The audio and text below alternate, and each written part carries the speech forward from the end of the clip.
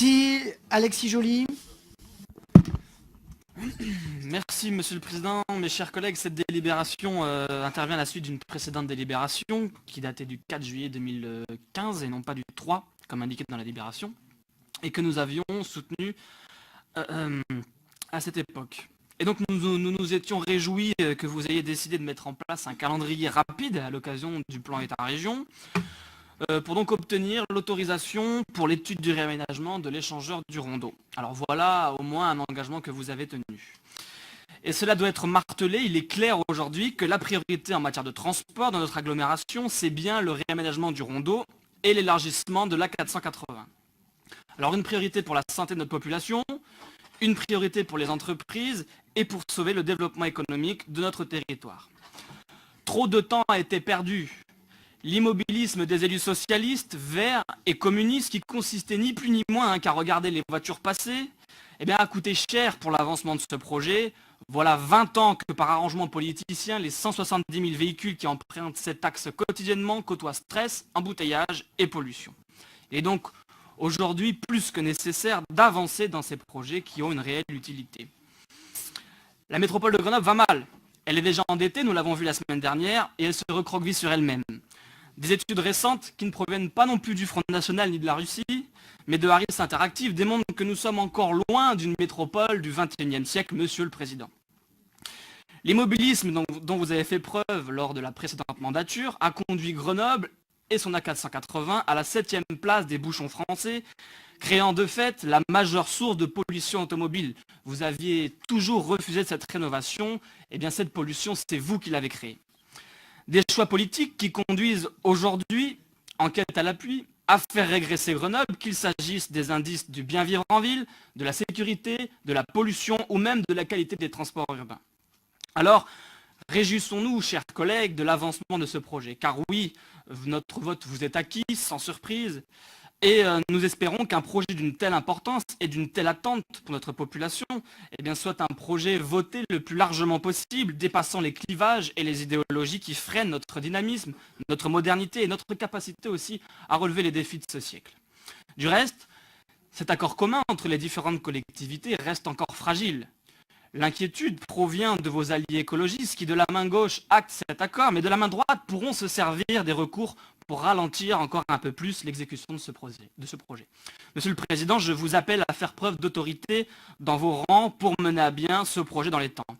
Soit vous êtes un président libre en tous les domaines, soit vous êtes un président qui vit sous le chantage permanent. Première source de conflit, l'abaissement de la vitesse de 80 km/h à 70 km/h. Alors j'ai déjà eu l'occasion de m'exprimer à ce sujet. Donc si certains événements effectivement peuvent donner lieu à une baisse temporaire de limitation de vitesse, l'abaissement définitif a déjà montré son inefficacité dans d'autres collectivités. Monsieur Piolle, qui n'est plus là, on peut lire dans les lignes du Dauphiné aujourd'hui, du Dauphiné libéré, qu'il s'appuie sur l'exemple de la ville de Valence.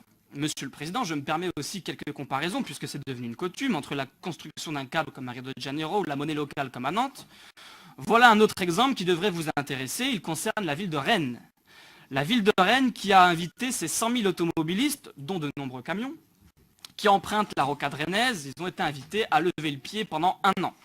Et l'expérience menée à Rennes pendant 1 an, qui consistait donc à baisser la limitation de vitesse de 20 km/h sur la rocade, elle s'est achevée il y a 1 an, à la même période, et finalement, la limitation a été relevée le 1er octobre 2016 à 90 km/h.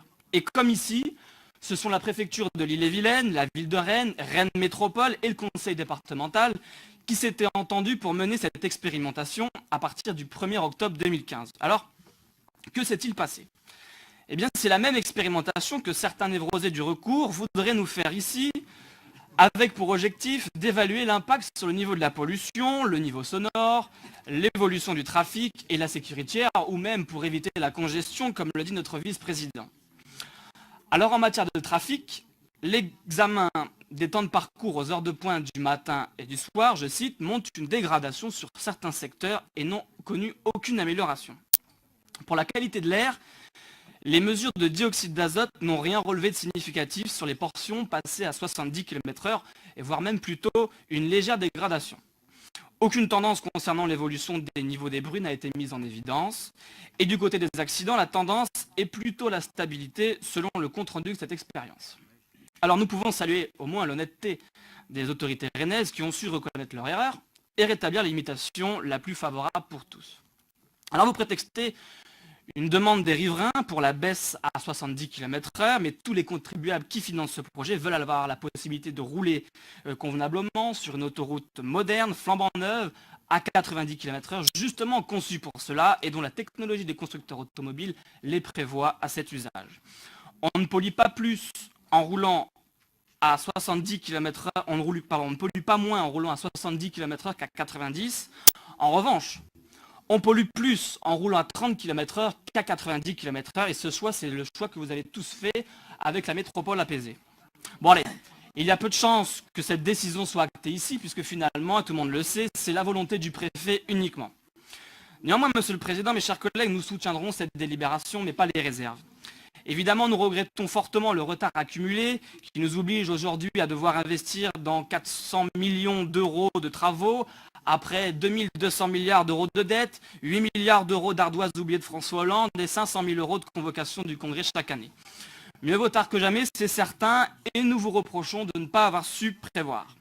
Du reste, nous souhaitons bonne chance à la métropole dans la réalisation de ce projet. Je vous remercie.